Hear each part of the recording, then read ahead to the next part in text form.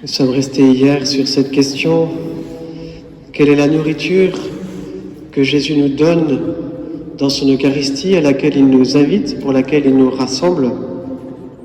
Nous avons essayé dans la veillée hier soir déjà d'y répondre un peu, mais c'est aujourd'hui que tout est clair.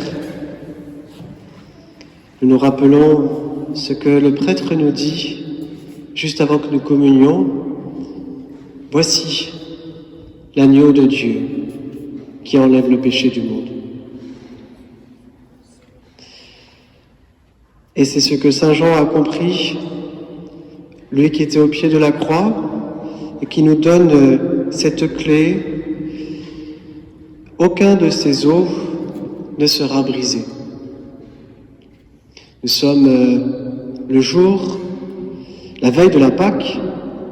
Ce soir, beaucoup de Juifs vont partager le repas pascal.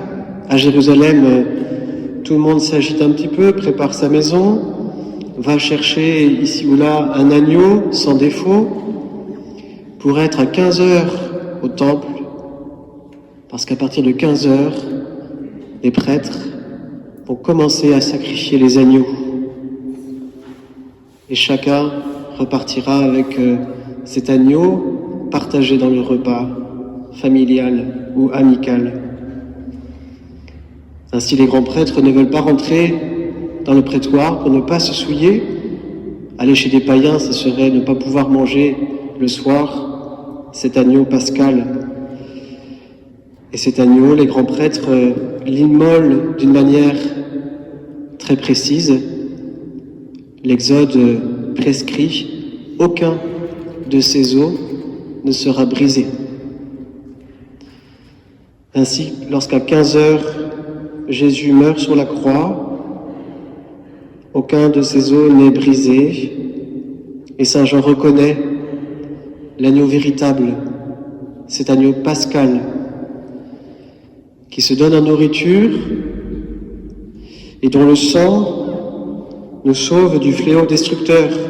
Cet agneau, son sang est mis sur le linteau des portes, sur le bois des portes. Aujourd'hui, sur la croix, c'est le sang de Jésus qui nous sauve pour de bon.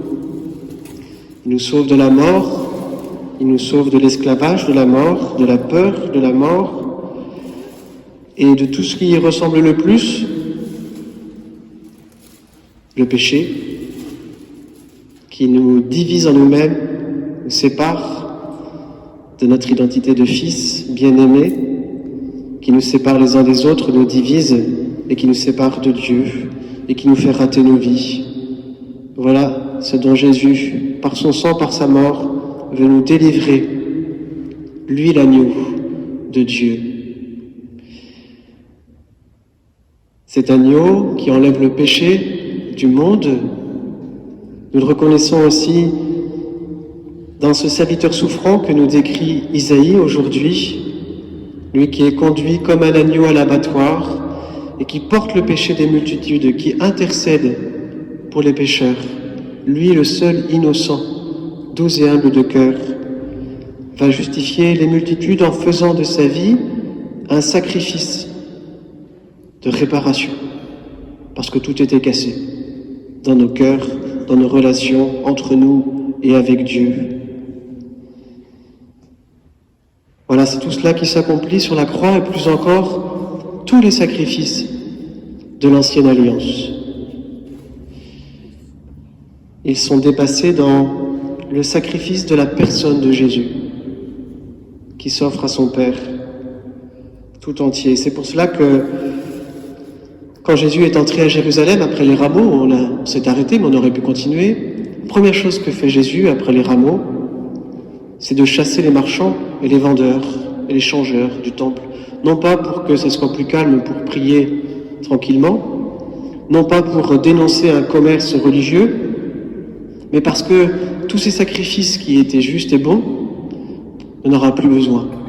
Jésus vient réaliser la seule offrande agréable à Dieu, le sacrifice pur et saint, le sacrifice parfait, celui de sa vie, par amour, jusqu'au bout.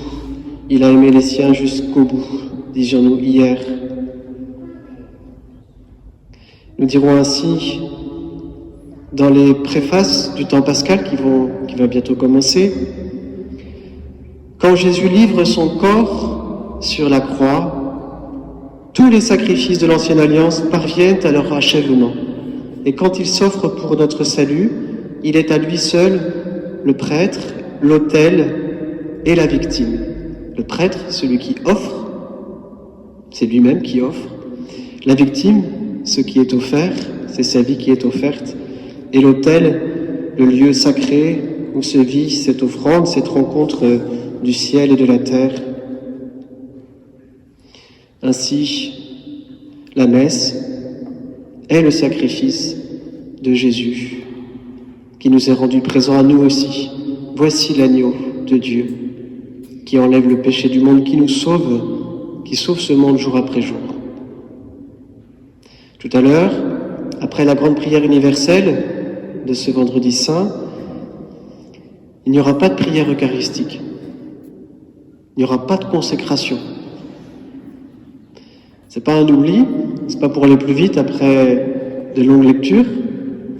C'est parce que aujourd'hui, nous faisons mémoire de l'événement historique qui fonde notre Eucharistie.